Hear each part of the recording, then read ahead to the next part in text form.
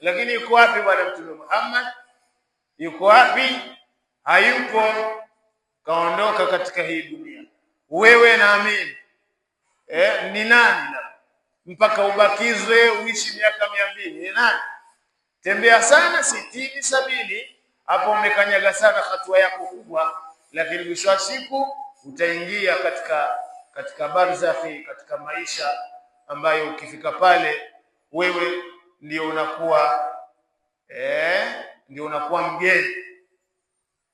Umefikiri kwamba kuna siku utawekwa kwenye kaburi ukamaki peke yako?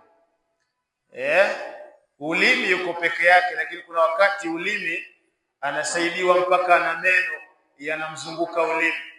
Sasa wewe utakuwa mwenyewe kwenye kaburi pale, watu hawatobaki wakabaki na wewe masaa yote, watakuacha, utakuwa mwenyewe. Ule ugeni wa siku ya kwanza umewahi kuufikiria katika maisha yako? Ugeni wa siku ya kwanza kwenye kaburi.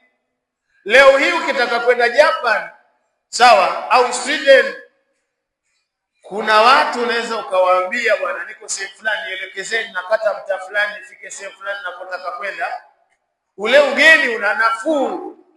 Utatumia mawasiliano au utawauliza watu, jamani nataka niende sehemu fulani, nafikaje, nielekezeni.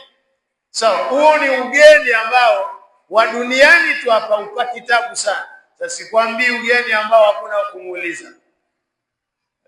Unaona ugeni ambao hakuna wa kumuuliza kwenye kaburi uko mwenyewe.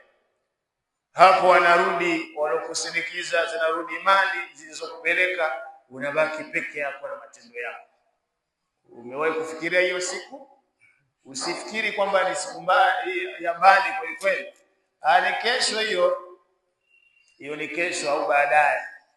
Inshallah tujitahidi kuyatengeneza matendo ili aje atusaidie baada ya kufa kwetu.